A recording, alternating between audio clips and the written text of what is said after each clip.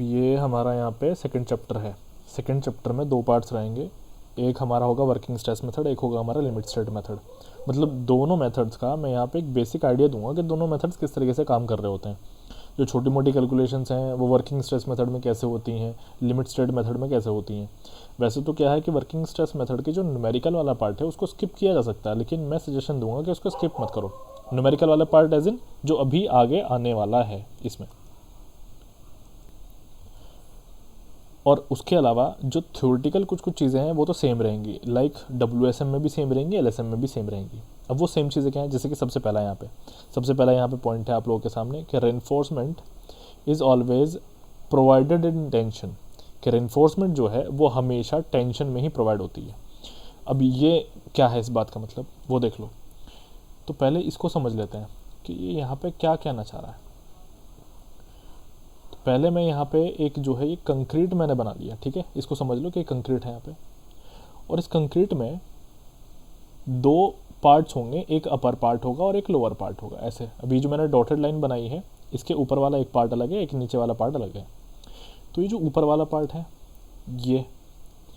ये मेरा क्या है कि इसको हम कंप्रेशन में लेते हैं। ये होता है हमेशा कंप्रेशन में। ऐसा क्यों है, क्या रीज़न हो सकता है उसके कंप्रेशन में होने का, तो उसको समझने के लिए एक बार ज़रा यहाँ देख लो। अगर तुम लोगों ने सॉम को पढ़ा होगा तो ये चीज़ें समझने में बड़ा आसान है तुम्हारे लिए। यहाँ पे मान लो मैंने वज़न लगाया हुआ है, ठीक है। मैंने क्या लगाया हुआ है, वज़न लगाया हुआ है, और ये जो है ये आपकी बीम है यहाँ पे। अब जब मैंने ऊपर से वज़न लगाया हुआ है तो यहाँ पे इसका एक शेप बन जाएगा। शेप कैसा बन जाएगा, ये कुछ इस तरीके से शेप ले लेगा, कुछ इस तरीके से ये जो है बैंड हो जाएगा।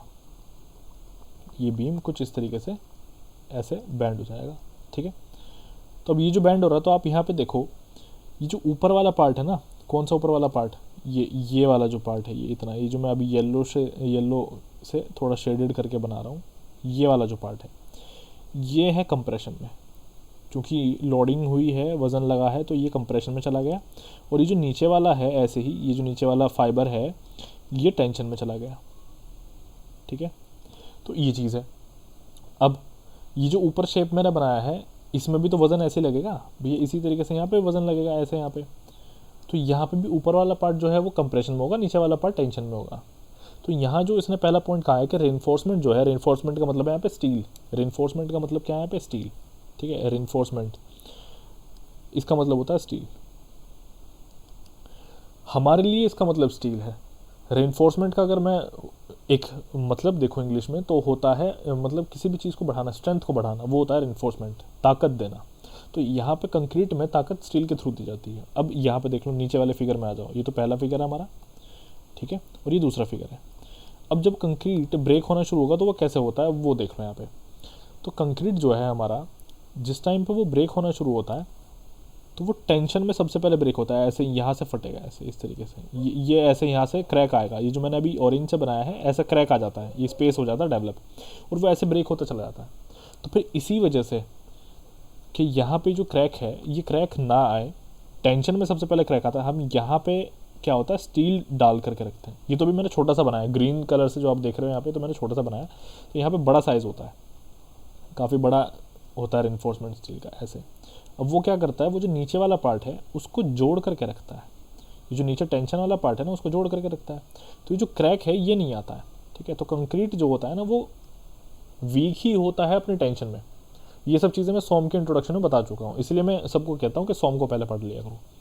तो अब यहाँ पे ये है ऊपर वाला कंप्रेशन, नीचे वाला टेंशन, नीचे वाला पार्ट टेंशन में। तो इसी वजह से पहला हमारा पॉइंट बना कि रेनफोर्समेंट हमेशा टेंशन में दी जाती है कंक्रीट के केस में, ठीक है। अब दूसरा पॉइंट देखो, दूसरा पॉइंट है concrete fails in tension and it is strong in compression. ये दिख नहीं रहा है यहाँ पे तो इसको लिख लेते हैं, ये it is strong in compression. तो वही चीज़ जैसे कि मैंने अभी पहले वाले पॉइंट को एक्सप्लेन किया, तो वही दूसरा पॉइंट है कि कंक्रीट जो होता है हमारा फेल हो जाता है किसमें, टेंशन में, और वो स्ट्रॉन्ग होता है कंप्रेशन में। तो ये चीज़ है।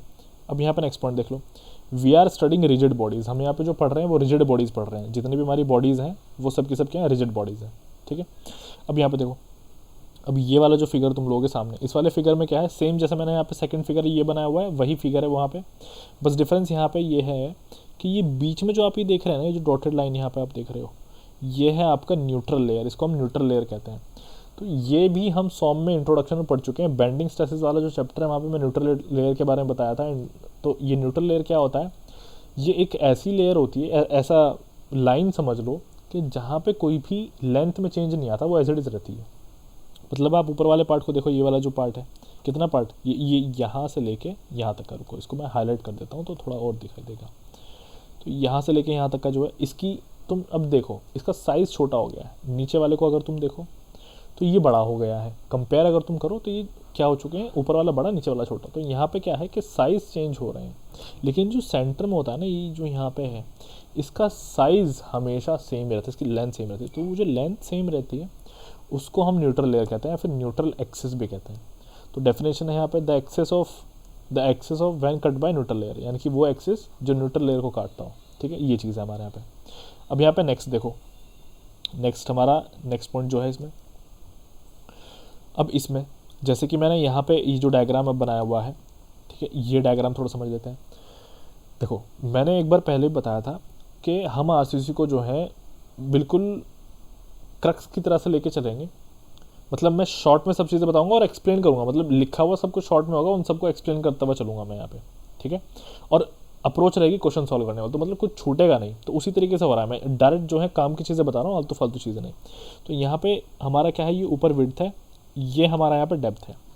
अब ये क्या है, ये जो आपके सामने ये जो पोर्शन आपको दिख रहा है ना, ये आपका बीम है। बीम कैसा है, एक बार आपको मैं 3D में थोड़ा सा बना करके दिखा देता हूँ कि बीम है कैसा।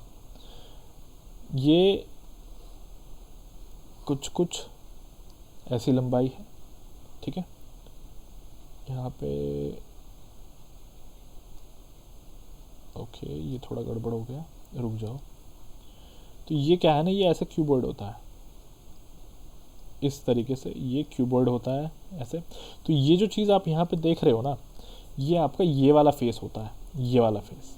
ठीक है, आप इस फेस को देखते हो, तो ये चीज़ है।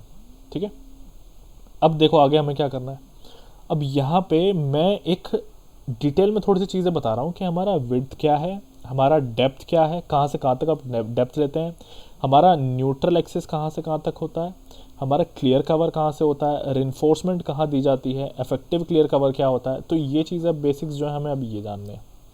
तो ये हमारी विड्थ हो गई सबसे पहले, तो डेप्थ हो गई, बड़ा आसान है। डेप्थ हमारी टोटल डेप्थ होती है, कहाँ से कहाँ तक, यहाँ से लेके यहाँ तक, ये टोटल ओवरऑल डेप्थ होगी ये वाली। ठीक है, ये चीज़ है। न्यूट्रल एक्सिस क्या होगा, यहाँ जैसे मैंने अभी बताया था आपको, न्यूट्रल एक्सिस क्या होता है, वो है न्यूट्रल एक्सिस। अब आगे देखो, रेनफोर्समेंट जहाँ पे दी जाती है, रेनफोर्समेंट यानी कि जो स्टील आपका जहाँ पे दिया जाता है, मान लो स्टील आपका यहाँ नीचे वाले हिस्से में है ऐसे, तो यहाँ इसके सेंटर से, स्टील के सेंटर से एक लाइन ड्रॉ करो आप। ये देखो, सेंटर से एक लाइन ड्रॉ हुई होगी, ये रही। ठीक है, जो लाइन सेंटर से निकलती है ना स्टील के, थोड़ा सा इसको मैं बड़ा सा बना के देता हूँ। ये मान लो कि ये स्टील है आपका, ठीक है, तो यहाँ सेंटर से, और ये लास्ट फाइबर है, ये वाला जो लाइन है, ये वाला, ये लाइन, ये यहाँ पे है। तो ये जो डिस्टेंस होता है, इसको हम कहते हैं अफेक्टिव क्लियर कवर। इसको क्या कहते हैं, इसको कहते हैं अफेक्टिव क्लियर कवर। ठीक है, और ये क्लियर कवर क्या होता है, अब अगर मैं ये स्टील के एकदम बॉटम से ये डिस्टेंस को मेज़र करूं, तो इसको हम कहते हैं क्लियर कवर। तो अफेक्टिव क्लियर कवर आप लोग समझ गए, और क्लियर कवर भी आप लोग समझ गए। ठीक है, थोड़ा सा मैं इसको क्लियरली लिख देता हूँ, क्लियर कवर, ये हो गया। चलो अब यहाँ पे आगे देखो, ये टेंशन में है। कैंटिलीवर में खैर ऊपर वाला पार्ट जो होता है वो टेंशन में ही होता है। कैंटिलीवर एक तरह का एक्सेप्शन के हिसाब समझ लो। कैंटिलीवर में ऊपर वाला पार्ट टेंशन में होता है, नीचे वाला कंप्रेशन में होता है। चलो अब वर्किंग स्ट्रेस मेथड के कुछ जो अजम्पशंस होते हैं वो समझते हैं, या फिर क्या क्या चीज़ें हमें मार के चलते हैं वो देख लो।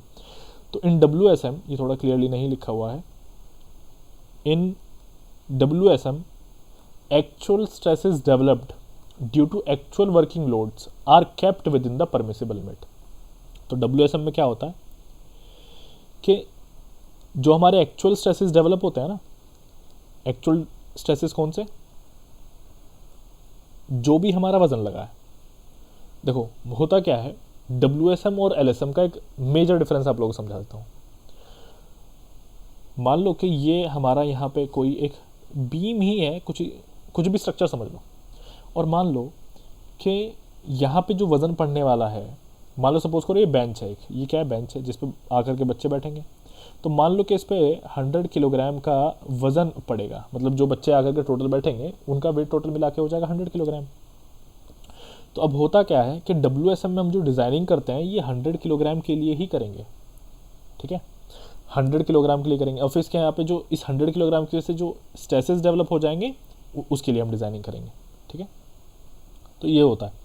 अब सुन लो, यहाँ पे हम थोड़ा सा उसको सेफ बनाते हैं। कैसे सेफ बनाते हैं, यहाँ पे हम ये जो हमारे एक्चुअल वर्किंग लोड्स होते हैं, ये जो हमारा वर्किंग लोड है यहाँ पे, इसको हम एक परमिसिबल लिमिट के अंदर रख देते हैं, एक परमिसिबल लिमिट के अंदर रख देते हैं। अब वो परमिसिबल लिमिट कैसी होती है, मतलब इसको आप क्या कर दोगे, डिवाइड कर दोगे, ठीक है। इसको क्या करेंगे हम, डिवाइड करेंगे, किससे, फैक्टर ऑफ सेफ्टी से। ये होता है, इसको हम डिवाइड करते हैं किससे, फैक्टर ऑफ सेफ्टी से डिवाइड करते हैं और उसको एक परमिसिबल लिमिट के अंदर ले आते हैं। तो ये होता है in WSM, actual stresses developed due to actual working loads are kept within the permissible limit. उनको हम परमिसिबल लिमिट के अंदर रखते हैं, ठीक है। अब नेक्स्ट, परमिसिबल स्ट्रेसेस क्या होते हैं, कैसे होते हैं परमिसिबल स्ट्रेसेस। जो भी हमारी कैरेक्टरिस्टिक स्ट्रेंथ है, यानी कि जो भी उसकी स्ट्रेंथ होती है टोटल, सपोज करो कि यहाँ पे इसकी स्ट्रेंथ है 150 किलोग्राम, ठीक है, तो ये इसकी कैरेक्टरिस्टिक स्ट्रेंथ है। ये क्या है, इसकी कैरेक्टरिस्टिक स्ट्रेंथ, ये चीज़ है, ठीक है। तो यहाँ पे उस कैरेक्टरिस्टिक स्ट्रेंथ को हम फैक्टर ऑफ सेफ्टी से डिवाइड कर देते हैं और हमें परमिसिबल स्ट्रेस मिल जाता है। ये चीज़ होती है। चलो, ये थोड़ा सा क्लियर नहीं है, इसको मैं थोड़ा क्लियरली मेंशन कर देता हूँ। चलो, तो ये मैंने यहाँ पे लिख दिया, ठीक है। अच्छा, अब देखो, जो परमिसिबल लिमिट होती है वो कैसी होती है, कैसे डिनोट की जाती है। तो परमिसिबल लिमिट होता है हमारा सिग्मा CBC और सिग्मा ST। सिग्मा का मतलब है यहाँ पे स्ट्रेस, ये जो सिग्मा सिंबल है, ये जो सिग्मा लिखा हुआ है ऐसे CBC, इस सिग्मा का मतलब तो है स्ट्रेस, परमिसिबल स्ट्रेस, ठीक है। और ये CBC जो है हमारे पास में, ये C यहाँ पे है हमारा कंक्रीट का, ठीक है। और ऐसी ST का मतलब यहाँ पे स्टील, ये चीज़ होती है। अब यहाँ जैसे कि अभी मैं परमिसिबल स्ट्रेस की अगर मैं बात कर रहा हूँ, ये पहले वाले इस परमिसिबल स्ट्रेस को देखो, तो परमिसिबल स्ट्रेस यहाँ पे लिखा हुआ है कैरेक्टरिस्टिक स्ट्रेंथ, ब्रैकेट में लिखा हुआ है यहाँ पे FCK upon factor of safety upon FOS, यानी कि फैक्टर ऑफ सेफ्टी, ये चीज़ लिखी हुई है। तो यहाँ पे FCK क्या है, हमारा कैरेक्टरिस्टिक स्ट्रेंथ है। कैरेक्टरिस्टिक स्ट्रेंथ किसका, कंक्रीट का। तो यहाँ पे जो हमारा परमिसिबल स्ट्रेस हो जाएगा वो हो जाएगा सिग्मा CBC। उसी तरीके से मेरा अगर मुझे निकालना हो स्टील का, तो उसको मैं करूँगा FY upon factor of safety, ठीक है। FY कैरेक्टरिस्टिक स्ट्रेंथ हो जाएगी स्टील में, तो FY upon factor of safety कर देंगे। तो यहाँ पे मैंने लिखा भी हुआ है sigma CBC working stress in concrete, ऐसे sigma ST working stress in steel, ये मैंने लिखा हुआ है, ठीक है, ये चीज़ें। तो अभी जैसे मैं एक छोटा सा डिफरेंस बता रहा था कि हम क्या करते हैं, सपोज़ करो कि ये कैरेक्टरिस्टिक स्ट्रेंथ इसका 150 है WSM में, तो हम क्या करते हैं, इसको फैक्टर ऑफ सेफ्टी से डिवाइड कर देंगे। 150 है, सपोज करो फैक्टर ऑफ सेफ्टी हमारे यहाँ पे 1.5 होगा, तो यहाँ पे 100 kg हो जाएगा। तो 100 kg के लिए डिज़ाइन इसको हम करेंगे, ठीक है, ये चीज़ होती है। 100 kg से ज़्यादा का यहाँ पे वेट नहीं लगेगा इस पर, ऐसे करते हैं इसको। जबकि जो हमारा LSM होता है उसमें कैसे किया जाता है, LSM में जो भी होता है ना, वो डबल सेफ होता है। कैसे डबल सेफ होता है वो देखो, वहाँ पे जो भी हमारा वर्किंग लोड होता है वो क्या किया जाता है, मान लो उस पर वेट लगने वाला है 100 किलोग्राम का, ठीक है, तो हम इसको 150 किलोग्राम के लिए डिज़ाइन करते हैं सबसे पहली बात, ठीक है। बढ़ा दिया जाता है, वहाँ पे मल्टीप्लाई कर दिया जाता है। एक चीज़ तो ये हो जाती है। दूसरा क्या हो जाता है, जैसे हमने एक तो ज़्यादा के लिए डिज़ाइनिंग करेंगे और लिमिट भी उसमें हम कम कर देते हैं, जैसे यहाँ पे किया है ना हमने, वैसे ही वहाँ पे भी कर देते हैं। तो ये दो चीज़ हो जाती है वहाँ पे, इसलिए हमारा ज़्यादा सेफ होता है। चलो अभी आगे देखो। अब यहाँ पे WSM में हम जो रिप्रेजेंटेशन करेंगे वो सिग्मा CBC रिप्रेजेंटेशन होता है और सिग्मा ST रिप्रेजेंटेशन होता है स्ट्रेसेस का। तो जहाँ भी सिग्मा CBC लिखा होगा या सिग्मा C लिखा होगा और सिग्मा ST लिखा होगा, ये समझ जाओ कि WSM में कैलकुलेशन चल रही है। LSM में कैलकुलेशन जब होते हैं तो हम FCK और FY ये दो टर्म्स से रिप्रेजेंट करते हैं। अब यहाँ पे देख लो, ये मैंने एक छोटी सी चीज़ लिखी हुई है कि WSM में हमारा जो स्ट्रेस और स्ट्रेन डायग्राम है वो सेम होते हैं। स्ट्रेस स्ट्रेन डायग्राम सेम होने का मतलब क्या है मेरा, यहाँ पे देख लो, जैसे कि मेरा यहाँ पे क्या है, ये समझ लो कि ये बीम है एक, ठीक है। तो यहाँ पे जो भी स्ट्रेस लग रहा होगा उसका डायग्राम बना लेंगे हम। तो ये मैंने यहाँ पर डायग्राम बनाया, तो ये मेरा सपोज करो स्ट्रेस डायग्राम है, ठीक है, स्ट्रेस डायग्राम है यहाँ पे मेरा। ऐसे अब आप एक काम करो, स्ट्रेन का डायग्राम बना लो। तो ये जो डायग्राम्स होते हैं दोनों के दोनों यहाँ पे सेम होते हैं, ठीक है, स्ट्रेस डायग्राम भी और स्ट्रेन डायग्राम भी दोनों ही यहाँ पे क्या होते हैं, सेम होते हैं। ये चीज़, ये कहने का मतलब है यहाँ पे। अब कैसे होते हैं, दोनों ही यहाँ पे लीनियर होते हैं, WSM में दोनों ही सेम होते हैं, लीनियर। अब अगर मैं बात करूँ LSM की, तो LSM में हमारा जो स्ट्रेस डायग्राम है वो क्या होता है, वो अलग हो जाता है, और जो हमारा स्ट्रेन डायग्राम होता है वो अलग हो जाता है। तो LSM में जो हमारा स्ट्रेस डायग्राम है, स्ट्रेस डायग्राम वो पैराबोलिक होता है, वो पैराबोलिक होता है, ठीक है, ये चीज़ आगे भी आएगी। तो और अगर मैं स्ट्रेन की बात करूं तो स्ट्रेन डायग्राम वहाँ पे भी सेम ही रहता है, यानी कि लीनियर रहता है। जैसे यहाँ पे है ना लीनियर है, तो सेम चीज़ रहेगी, यहाँ भी लीनियर वहाँ भी लीनियर, ऐसा है। तो यानी कि जो मेरा स्ट्रेन का डायग्राम है वो हमेशा सेम रहेगा, चाहे वो कोई भी केस हो, वही चीज़ मैंने यहाँ पे लिखी है, ठीक है, ये है। अब अजम्पशंस देख लो, अजम्पशंस हमारे यहाँ पे क्या होता है। सबसे पहला अजम्पशन, ये हम बेंडिंग स्ट्रेसेस में पढ़ चुके हैं अपने सॉम में। तो सबसे पहला अजम्पशन है, at any section plane section before bending remains plane after bending, यानी कि बेंडिंग से पहले कोई भी सेक्शन जो होता है वो सेम रहता है और बेंडिंग के बाद भी वो सेम रहता है।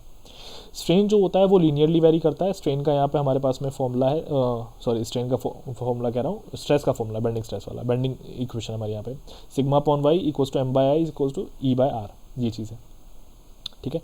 अब stress values are proportional to neutral axis, ये है यहाँ पे कि स्ट्रेस वैल्यूज़ जो है वो प्रोपोर्शनल होती है न्यूट्रल एक्सिस के। अब तुम खुद से देख लो, यहाँ पे WSM में क्या है कि लीनियर है ना डायग्राम, तो न्यूट्रल एक्सिस यहाँ पे, ये रहा न्यूट्रल एक्सिस, ये जो है ये न्यूट्रल एक्सिस होता है। तो स्ट्रेस की वैल्यू तुम लोग देखो, जैसे ऊपर जा रहे हो तो बढ़ रही है, कंप्रेसिव स्ट्रेस होता है ऊपर, यहाँ पे कंप्रेसिव स्ट्रेस होता है, तो कंप्रेसिव स्ट्रेस की वैल्यू बढ़ रही है जैसे जैसे न्यूट्रल एक्सिस से दूर जा रहे हो। इन द सेम वे जो तुम्हारे टेंसाइल स्ट्रेस है उसकी वैल्यू बढ़ रही है जैसे जैसे न्यूट्रल एक्सिस से दूर जा रहे हो। तो ये पहला पॉइंट है। नेक्स्ट सेकंड पॉइंट है यहाँ पे कि स्ट्रेस वैल्यू जो होते हैं प्रोपोर्शनल होते हैं न्यूट्रल एक्सिस के, और लीनियरली प्रोपोर्शनल होते हैं।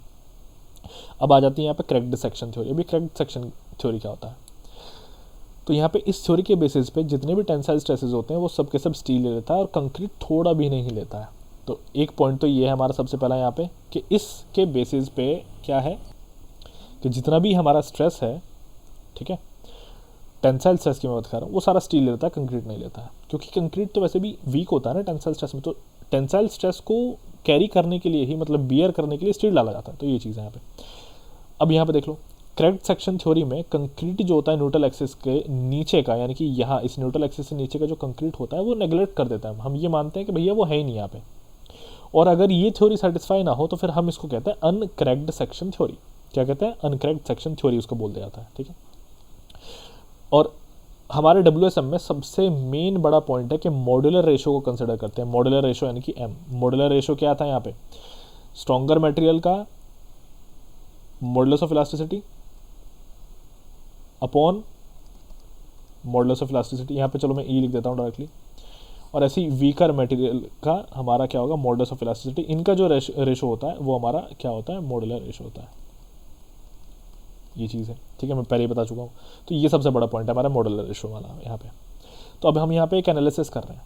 ये है एनालिसिस हमारा क्या, अनक्रैक्ड सेक्शन थ्योरी के ऊपर। देखो, जो अभी थोड़ी देर पहले मैं यहाँ पे बात कर रहा था कि हम जो न्यूमेरिकल छोटे मोटे आएंगे ना कुछ कुछ, वो चाहें तो हम स्किप कर सकते हैं। न्यूमेरिकल्स कैसे, एक WSM के बेसिस पे, एक LSM के बेसिस पे। तो हम जो WSM के बेसिस पे न्यूमेरिकल है उसको हम स्किप कर सकते हैं। कैसा न्यूमेरिकल होगा, डेप्थ ऑफ न्यूट्रल एक्सिस निकालने वाला न्यूमेरिकल होगा, ठीक है, यानी कि depth of neutral axis calculate करवाएगा, और ये बहुत कैलकुलेट करवाता है। ये क्वेश्चन है, बहुत कॉमन क्वेश्चन है, JEE के एग्जाम्स में बहुत पूछा जाता है मल्टीपल चॉइस क्वेश्चंस में कि डेप्थ निकाल करके बताओ न्यूट्रल एक्सिस की कितनी होगी। तो ये कैलकुलेट करवाएगा।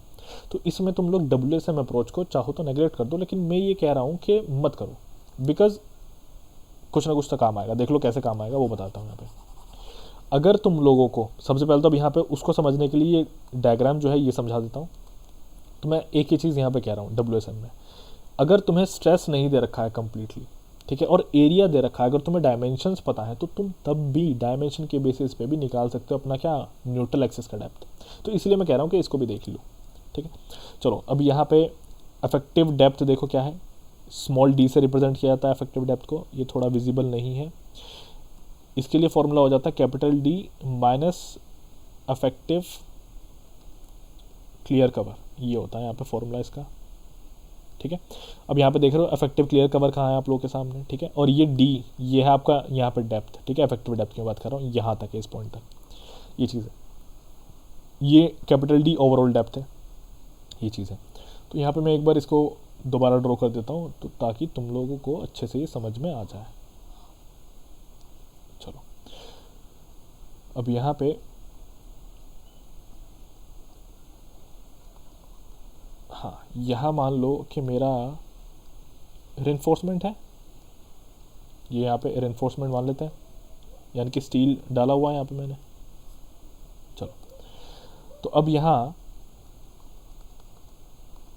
हाँ, तो ये जो ऊपर वाला पार्ट है इस न्यूट्रल एक्सिस से ऊपर वाला, ये न्यूट्रल एक्सिस है मेरा यहाँ पे, इस न्यूट्रल एक्सिस से ऊपर वाला पार्ट किस में होगा, कंप्रेशन में होगा, इस बात को याद रखना। और ये जो है ये सिंगली रेनफोर्स्ड बीम है। सिंगली रेनफोर्स्ड बीम होने का मतलब क्या है कि इसमें जो रेनफोर्समेंट है वो सिंगल है, यानी कि सिंगल साइड में है। सिंगल साइड होने का मतलब एक ही साइड में, और वो एक ही साइड कौन सा होगा, टेंशन वाला। तो सबसे पहले रेनफोर्समेंट हम टेंशन में देते हैं। जब रेनफोर्समेंट हम टेंशन में देने के साथ साथ कंप्रेशन में भी देने लगे, वो डबल रेनफोर्स बन जाता है। तो यहाँ पे जो हम एनालिसिस कर रहे हैं वो एनालिसिस हमारे काम आएंगे सिर्फ सिंगल रेनफोर्स बीम में। वैसे तो डबल रेनफोर्स बीम भी होता है WSM के अप्रोच में, लेकिन उतना हमें नहीं पढ़ना है, सिर्फ सिंपल है सिंगल रेनफोर्स बीम को पढ़ो अभी, ठीक है। तो अब यहाँ पे देख लो, तो यहाँ पे ये आप लोग की जो है विड्थ है एक, ठीक है। यहाँ से यहाँ तक ये जो आप लोग के सामने है ये स्मॉल डी है। और हम करते क्या है वो तुम लोगों को बता देता हूँ। यहाँ पे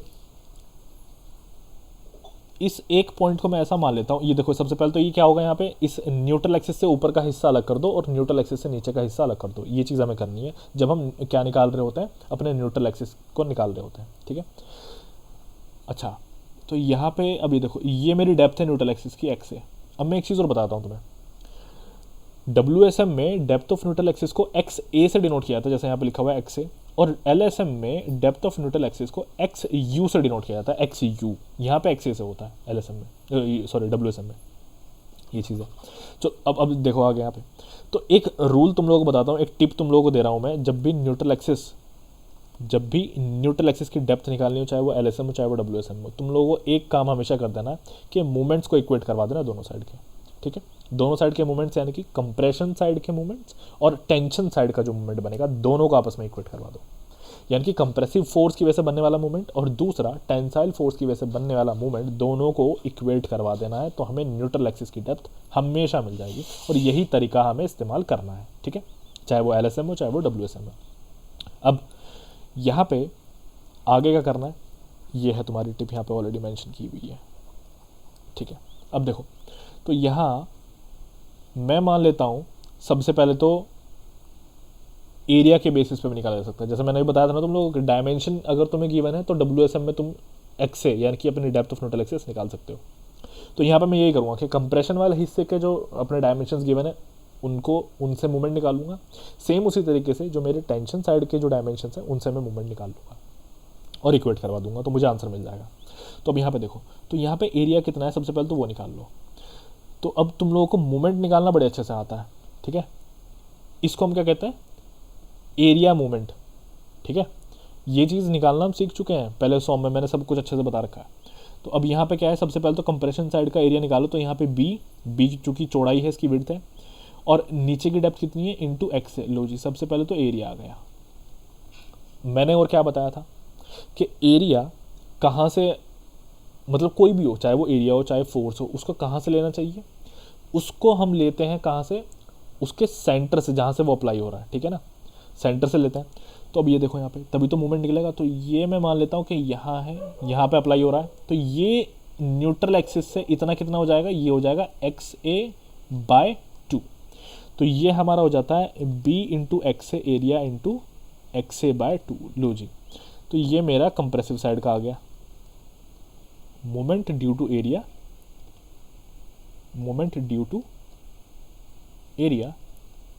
इन कंप्रेसिव साइड, या फिर ऑफ कंप्रेसिव साइड कर लो, ठीक है।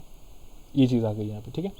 अब यहाँ पे मैं क्या कर लेता हूँ, अब मैं निकालूंगा अपना दूसरा वाला यानी कि टेंशन साइड का। अब यहाँ पे एक चीज़ होती है और वो क्या होता है, अब ये जो तुम लोगों के सामने डी है, ये यहाँ से यहाँ तक ये जो डी है इसकी मैं बात कर रहा हूँ।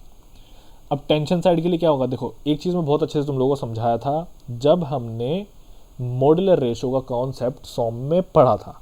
मैंने क्या बताया था कि अगर कोई भी स्ट्रॉन्ग चीज़ है और एक मेरे पास में वीक चीज़ है, तो सेम स्ट्रेंथ के लिए वीक चीज़ का एरिया बहुत ज़्यादा होगा और स्ट्रॉन्ग चीज़ का एरिया बहुत कम होगा। तो अब यहाँ पे मुझे क्या करना है, अब यहाँ पे मुझे जो मेरा एरिया है स्टील का वो क्या है, कम है ना काफ़ी। एरिया ऑफ स्टील कितना है यहाँ पे, AST तो है, ये देखो AST यहाँ पे, एरिया ऑफ स्टील यहाँ पे है AST, ये चीज़ है। तो यहाँ पे क्या है, कंक्रीट का एरिया ज़्यादा, स्टील का एरिया कम। तो चूंकि इक्वेट करवाना है, स्टील के एरिया को ऑलमोस्ट इक्वल बनाना है मुझे किसके, कंक्रीट के एरिया के, तो मैं स्टील के एरिया में मल्टीप्लिकेशन कर दूंगा मॉड्यूलर रेशो का, ठीक है। तो मैं यहाँ पे M इंटू AST कर दिया, ठीक है, इंटू, अब ये मेरे पास में एरिया है स्टील का, ठीक। अब यहाँ पे मैं क्या करूँगा, उसी तरीके से ये वाला डिस्टेंस निकालूँ न्यूट्रल एक्सिस से। ये यहाँ पे डिस्टेंस कितना है, D माइनस एक्स है, तो ये हो जाता है यहाँ पे D माइनस एक्स। लो जी, अब ये दोनों साइड के मूवमेंट निकल गए। अब ये क्या है, मूवमेंट, सॉरी स्पेलिंग गलत हो गई, ये है यहाँ पे movement due to area in tension side, ये चीज़ है यहाँ पे, ठीक है। अगर डाउट है अब भी, मैंने क्या किया, ये MAST कैसे किया देख लो, मैं बता दे रहा हूँ। यहाँ इस साइड में कंक्रीट है, यहाँ इस साइड में क्या है, स्टील है। मैंने क्या कहा था थ्योरी में कि नीचे का जो एरिया होगा यानी कि जो कंक्रीट होगा उसको नेगलेक्ट कर देंगे सॉरी, सिर्फ स्टील को लेंगे। तो यहाँ पे स्टील का एरिया बहुत कम है, कंक्रीट का एरिया बहुत ज़्यादा है, और आप लोगों को इक्वेट करवा रहे हो, तो स्टील के एरिया को तो बढ़ाना पड़ेगा ना। कैसे बढ़ाओगे, मॉड्यूलर रेशो के थ्रू ही बढ़ा सकते हो, ठीक है, क्योंकि मॉड्यूलर रेशो क्या है, एक लिंक है दोनों मेटल्स के बीच में, कंक्रीट के और स्टील के बीच में लिंक है।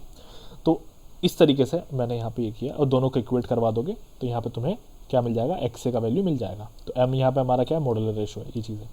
मॉड्यूलर रेशो किस लिए होता है, ट्रांसफॉर्म करने के लिए, बीम को कंक्रीट में ट्रांसफॉर्म करने के लिए होता है, यानी कि या फिर कह सकते हैं शॉर्ट टर्म्स में कि एक मेटल को दूसरे मेटल में ट्रांसफॉर्म करने के लिए मॉड्यूलर रेशो का यूज़ किया जाता है। फॉर्मूला क्या है मॉड्यूलर रेशो का, M = 280/3 sigma C। Sigma C क्या है हमारा, परमिसिबल स्ट्रेस इन कंक्रीट, ये चीज़ है। और ये बहुत इंपॉर्टेंट है, इसको याद करना, मैं इसको हाईलाइट यहाँ पे कर देता हूँ। ये फॉर्मूला बहुत इंपॉर्टेंट है, इस बार भी इंजीनियरिंग सर्विसेज में रिपीट हुआ है, 2-3 बार रिपीट हो चुका है। उसके साथ साथ JEE के एग्ज़ाम में, AE के एग्ज़ाम में, सब में बहुत रिपीट होता है। ये मोस्ट इंपॉर्टेंट है, इसको याद कर लेना। इसका क्वेश्चन करवाऊँगा मैं, ठीक है, प्रीवियस ईयर क्वेश्चन करवाऊँगा मैं इसके। अब यहाँ पे आगे देख लो, ये चीज़ मैंने यहाँ पे क्या की हुई है, ये मेरा है स्ट्रेस डायग्राम WSM में, और ये मेरा है स्ट्रेन डायग्राम WSM में, ये चीज़ है। चलो अब यहाँ पे देख लो, ES तुम्हारा क्या है, ये है modulus of elasticity of steel 2 × 10⁵। EC तुम्हारा क्या है, 5000 √FC के, ये हम पहले चैप्टर में पढ़ चुके हैं। FCR तुम्हारा क्या है, ये है tensile strength of concrete 0.7 √FC के, या फिर 0.67, ये चीज़ मैं पढ़ा चुका हूँ।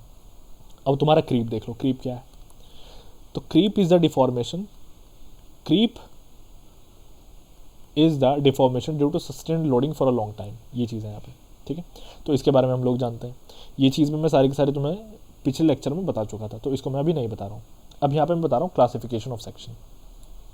अब क्लासिफिकेशन ऑफ सेक्शन कैसे किया था, यहाँ पे हम सेक्शन को क्लासीफाई करते हैं, कितनी तरह के सेक्शंस होते हैं। ये क्लासिफिकेशन WSM और LSM दोनों में सेम रहने वाला है, ठीक है, बिल्कुल नहीं बदलेगा, दोनों में same rule same approach follow होती है। तो यहाँ पे देख लो, अब इनका कहने का मतलब क्या होता है, सेक्शन 3 तरह के होते हैं। एक होता है हमारे पास में बैलेंस सेक्शन, बैलेंस्ड सेक्शन, एक हमारे पास में होता है यहाँ पे अंडर रेनफोर्स्ड सेक्शन, एक हमारे पास में यहाँ पे होता है ओवर रेनफोर्स्ड सेक्शन। ये 3 तरह के सेक्शंस होते हैं हमारे पास में, और ये बहुत इंपॉर्टेंट है इसको समझना। तो इसको समझा जा सकता है कैसे, किस चीज़ के बेसिस पे, 2 कैटेगरी निकाल करके समझा जा सकता है। 2 कैटेगरी क्या हो सकती हैं, एक तो हो सकता है मूवमेंट ऑफ रेजिस्टेंस, या फिर हमारा हो सकता है सिर्फ मूवमेंट, और दूसरा हो सकता है हमारा यहाँ पे depth of neutral axis. Depth of neutral axis. यानी कि अगर ये दोनों वैल्यूज़ मुझे पता है तो मैं कंपेयर करके अपना निकाल सकता हूँ कि सेक्शन मेरा बैलेंस्ड है, अंडर इन्फोर्स्ड है या फिर ओवर इन्फोर्स्ड है। अब ये कैसे किया जाता है वो देख लो। तो यहाँ पे सबसे पहले हमें निकालना पड़ेगा एक लिमिटिंग वैल्यू को। तो यहाँ पे अगर डेप्थ ऑफ न्यूट्रल एक्सिस की बात करूँ तो न्यूट्रल एक्सिस लिमिटिंग निकाला जाएगा सबसे पहले, शॉर्ट फॉर्म में लिखते हैं LIM।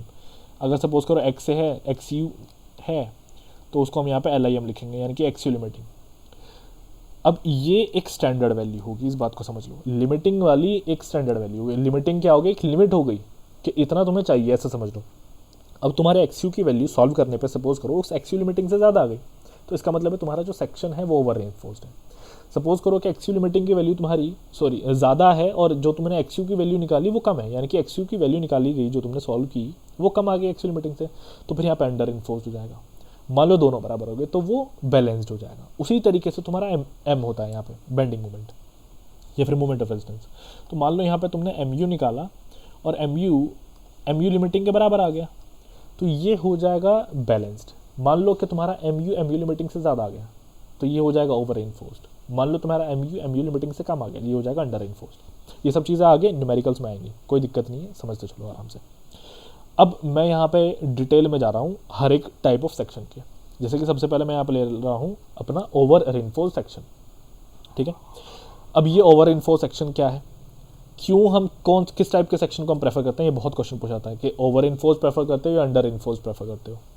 ओवर इन्फोर्स वो होगा जिसमें स्टील ज़्यादा हो गया है, अंडर इन्फोर्स वो होता है जिसमें स्टील कम डला है, ठीक है।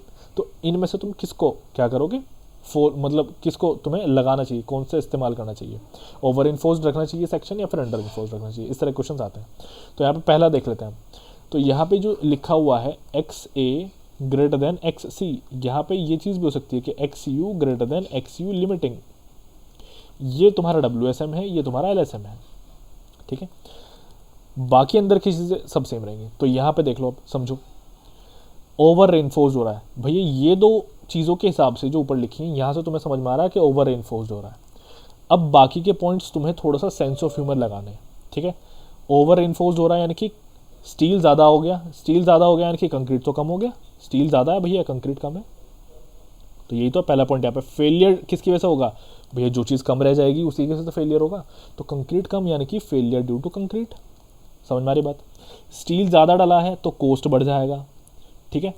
नेक्स्ट पॉइंट देखो अब यहाँ पे, concrete is brittle so doesn't show any science of failure. ये यहाँ पे क्या है, थोड़ा विजिबल नहीं है तो मैं लिख देता हूँ, show any science of failure. अब हमारा कंक्रीट क्या होता है, ब्रिटल होता है। तो ये चीज़ हमें बड़े अच्छे से पता है कि डक्टाइल मटेरियल में क्या आ जाती है, इलोंगेशन आ जाती है ना। ये चीज़ हम बड़े अच्छे से पढ़ चुके हैं अपने सॉम में। तो हमें पता है कि डक्टाइल मटेरियल जो होता है वो क्या होगा, वो पहले ही हमें एक तरीके से साइन ऑफ फेलियर दे देगा ना, इलोंगेशन बढ़ना शुरू हो जाएगा, तो यानी कि फेल होने वाला है। लेकिन कंक्रीट ब्रिटल है तो कंक्रीट की वजह से तो फेल होगा ना। यहाँ पे देखो फेलियर ड्यू टू कंक्रीट, तो यानी कि कंक्रीट की वजह से फेल होगा, और कंक्रीट ब्रिटल है यानी कि कोई साइन ऑफ फेलियर नहीं देगा, अचानक फेल हो जाएगा, अचानक गिर जाएगा, अचानक कोई भी स्ट्रक्चर टूट जाएगा। ये चीज़ है, दैट्स वाई नॉट अडोप्टेड, क्योंकि ये साइन ऑफ फेलियर देता ही नहीं है हमें, तो इसी वजह से ओवर रेनफोर्स सेक्शन को अडॉप्ट नहीं किया जाता। किसको अडॉप्ट करते हैं फिर, अंडर रेनफोर्स्ड को, ठीक है। पहला समझ में आ गया होगा, ठीक है। अब यहाँ पे देख लो फॉर कंक्रीट, अब ये क्या चीज़ है, कंक्रीट के लिए ये यहाँ पे मैंने क्या लिखा है। अब यहाँ पे मैं थोड़ा सा स्ट्रेस का हिसाब किताब तुम लोगों को बता देता हूँ कि किस में स्ट्रेसेस कैसे डिस्ट्रीब्यूट होंगे। अब देख लो यहाँ पे लिखा है पहला एक्चुअल स्ट्रेसेस। एक्चुअल स्ट्रेसेस को लिखा हुआ है मैंने यहाँ पे CA से रिप्रेजेंट किया हुआ है। कंक्रीट का एक्चुअल स्ट्रेस है, एक्चुअल स्ट्रेस यानी कि तुरंत उस स्टेज पे जो स्ट्रेस उसके अंदर बन रहा है वो है एक्चुअल स्ट्रेस, ठीक है। तो अब देखो कंक्रीट क्या होता है, कंक्रीट कम है ना, ओवर इन्फो सेक्शन में कंक्रीट की मात्रा कम है, तो इसका मतलब जितना भी स्ट्रेस होगा डेवलप, किसका स्ट्रेस यानी कि कंक्रीट वाला, वो तो सारा कंक्रीट अब्जॉर्ब कर लेगा, सारा कंक्रीट झेलेगा। ये समझ में आ रही बात। अब स्टील पे आ जाओ, स्टील बहुत सारा है और स्ट्रेस लिमिटेड है ना, एक्चुअल स्ट्रेस तो लिमिटेड है, ज़्यादा तो बनेगा नहीं, जितना एक्चुअल स्ट्रेस बना हुआ है। अब स्टील बहुत ज़्यादा है तो यहाँ पे क्या होगा, जो एक्चुअल स्ट्रेस है वो क्या हो जाएगा, हमारे उस परमिसिबल से कम हो जाएगा, है ना। देखो समझो ज़रा, थोड़ा सा और मैं यहाँ पे डिटेल में बताता हूँ। मान लो ये कंक्रीट है, इस कंक्रीट में तुम्हारा परमिसिबल स्ट्रेस सिग्मा सीबीसी हो गया। एक्चुअली में जो स्ट्रेस यहाँ पे है, क्योंकि कंक्रीट हो चुका है कम, कंक्रीट क्या हो चुका है, कम है कंक्रीट, तो यहाँ पे सी ए मैं लिख देता हूँ, ये हमारा क्या है, एक्चुअल स्ट्रेस इन कंक्रीट जो तुरंत उस स्टेज पे। सिग्मा सीबीसी का मतलब है कि उसको इतना तो झेलना ही झेलना है, ठीक है, इतना तो झेलना ही है उसको, लेकिन सी ए हमारा क्या है, जो उस स्टेज पे झेल रहा होगा, करंटली झेल रहा होगा। तो यहाँ पे कंक्रीट जितना भी है ये सारा का सारा एक्चुअली में किसके बराबर हो जाएगा, सिग्मा सीबीसी, क्योंकि सारा झेल चुका है, और तभी तो फेल होगा, है ना, पहले उतना कैपेसिटी तक पहुंच जाएगा तभी तो फेल होगा। तो ये चीज़ है यहाँ पे, और कैपेसिटी से ज़्यादा तो भैया कभी हो ही नहीं सकता, ये चीज़ मैं सॉम में समझा चुका हूँ। तो ये है। अब यहाँ पे आ जाओ एक्चुअल स्ट्रेसेस में। अब ये टी ए का मतलब होता है यहाँ पे स्ट्रेस, एक्चुअल स्ट्रेस स्टील में कितना है, तो टी ए अब देख लो यहाँ पे लिखा है सिग्मा एस टी से कम, यानी कि सिग्मा स्टील से कम है। तो सिग्मा स्टील कितना है तुम्हारा भैया, परमिसिबल, कि इतना तो होना ही चाहिए। अब ऐसे समझ लो, मान लो कि सिग्मा एस टी तुम्हारा 20 मेगा पास्कल है, ठीक है। अब मान लो कि तुम्हें यहाँ पे स्टील जो देना था वो 10 बार्स देने थे, तुमने 20 बार्स दे दिए, तो हर एक बार पे कितना एक्चुअल स्ट्रेस आ रहा है भैया, 1 आ रहा है ना। तो ये 1 तो कम हो गया ना, किससे भैया, तुम्हारे सिग्मा एस टी से कम हो गया ना, मतलब जो हर एक बार को झेलना था अब एक्चुअली में उससे कम झेल रहा है, प्रेशर कम है। तो ये चीज़ है यहाँ पे। तो उसी तरीके से ओवर इन्फोर्स्ड में होगा, जस्ट एकदम अपोजिट है, फेलियर ड्यू टू स्टील हो जाएगा, यहाँ पे कॉस्ट कम हो जाएगा। स्टील जो है डक्टाइल है तो साइन ऑफ फेलियर दे देगा, इसी वजह से इसको क्या करते हैं, अडॉप्ट करते हैं, क्योंकि पैसे भी बच रहे हैं भैया और साइन ऑफ फेलियर भी दे रहा है। और फिर नेक्स्ट हमारा हो जाता है बैलेंस सेक्शन। तो ये है यहाँ पे। चलो जी, अब यहाँ पे देख लो नेक्स्ट। अब ये चीज़ क्या है, अब इसको देखते हैं नीचे, ये भी बड़े कमाल की चीज़ है। अब यहाँ पे क्या है, इस जगह पे इसको थोड़ा सा जूम कर लेते हैं, ये देखो। तो ये तो वही है जो मैंने जस्ट अभी ऊपर समझाया था। अब ये राइट साइड में क्या है, ये राइट साइड में तुम्हारा स्ट्रेस डायग्राम है, क्योंकि देखो ऊपर सिग्मा सीबीसी लिखा हुआ है, सिग्मा एस टी यहाँ पे नीचे लिखा हुआ है, ठीक है। तो ये तुम्हारा स्ट्रेस डायग्राम है। अब मैं एक टिप तुम लोगों को दे रहा हूँ, ज़रा थोड़ा सा सोचो कि स्ट्रेस जो है अपने कंप्रेसिव साइड में कहाँ तक जा रहा है भैया। कंक्रीट तुम्हारा स्ट्रेस कहाँ तक ले रहा है, टॉप मोस्ट फाइबर तक ले रहा है ना, यहाँ तक ले रहा है, इस पॉइंट तक, ये जो है ऊपर यहाँ तक ले रहा है, तो यहाँ तक ले रहा है, तो इसीलिए तुम्हारा डायग्राम भी यहाँ तक ही बनेगा, ऊपर तक एकदम यहाँ तक बनेगा, ठीक है, स्ट्रेस के लिए। अब एक चीज़ ज़रा समझो भैया, इसी फाइबर के लिए तो, इसी के लिए तो स्ट्रेन डायग्राम भी बना रहे हो ना, तो स्ट्रेन डायग्राम भी कहाँ तक बनेगा, क्योंकि स्ट्रेस तुम यहाँ तक ले रहे हो तो फिर स्ट्रेन भी यहीं तक बनेगा, स्ट्रेन डायग्राम भी। अब टेंशन में आ जाओ, टेंशन में स्टील के नीचे तो कोई भी स्ट्रेस झेलता ही नहीं है, है ना, स्टील के नीचे तो कुछ भी स्ट्रेस जाता ही नहीं है, सारा स्ट्रेस तो स्टील ले लेता है। तो इसी वजह से तुम्हारा जो स्ट्रेस का डायग्राम होता है वो स्टील तक ही लिमिटेड होता है। ये देखो यहाँ पे ये डायग्राम तुम्हारा स्ट्रेस का स्टील तक ही लिमिटेड है। उसी तरीके से यहाँ पे जब मैं स्ट्रेन का डायग्राम बनाऊंगा वो भी स्टील तक ही होगा, उससे नीचे नहीं जाएगा, ठीक है। अब आगे देखो, चलो अब यहाँ पे जो सिग्मा सीबीसी है ये तुम्हारा परमिसिबल स्ट्रेस है। अब ये जो एफ तुम देख रहे हो ना, ये तुम्हारा है कंप्रेसिव फोर्स, कंप्रेसिव फोर्स। इसको हम मान रहे हैं कहाँ पे एक्ट कर रहा है, एक डिस्टेंस पे एक्ट कर रहा है, जो डिस्टेंस है तुम्हारा ये है तुम्हारा XA/3, ठीक है। कहाँ पे एक्ट कर रहा है, XA/3 डिस्टेंस पे एक्ट कर रहा है, ठीक है। अब स्टील में देख लो, यहाँ पे स्टील में नीचे, अब यहाँ पे तुम्हारा क्या है, यहाँ पे भी फोर्स होगा, यहाँ पे भी एक फोर्स होगा, ठीक है ना। क्यों मैं फोर्स को क्यों ले रहा हूँ, उसका रीजन है, देखो अब मुझे क्या करना है जरा समझो। इससे पहले वाले केस में मैंने क्या किया था, इससे पहले वाले केस में मैंने जो अपने न्यूट्रल एक्सिस की डेप्थ निकाली है वो निकाली है by the dimensions, given dimensions, लेकिन यहाँ पे अब मैं स्ट्रेसेस के बेसिस पे निकालने वाला हूँ, ठीक है, जो मेरे स्ट्रेसेस गिवन होंगे। तो अब जरा तुम लोग समझो, मैंने एक टिप तुम लोगों को दी थी कि भैया मूवमेंट को इक्वेट करवाना दोनों साइड में, तो यहाँ पे मूवमेंट 1 ले लेता हूँ, इधर मूवमेंट 2, मूवमेंट 1 यानी कि movement in the compressive side और मूवमेंट 2 यानी कि movement in the tension side.